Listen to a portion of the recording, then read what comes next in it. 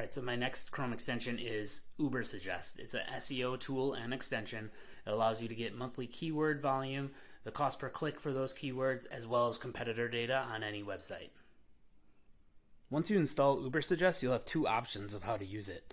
So first, let's just say we're on a website like HubSpot's website and we want to kind of get a sense of what kind of keywords they're ranking for and things like that. So I'm just going to click on the UberSuggest Chrome extension and it's going to pull up the information right here. So I'll see the organic information, the domain overview from an authority standpoint, keyword traffic, all that, backlinks. The other option is I could just go to Google and let's just say I type in SEO training here. I'm going to see down here in the search results, I can see the domain authority of certain pages and their estimated visits. But then also on the right hand side, I'm going to see people also searched for keywords and the volume, the CPC right there.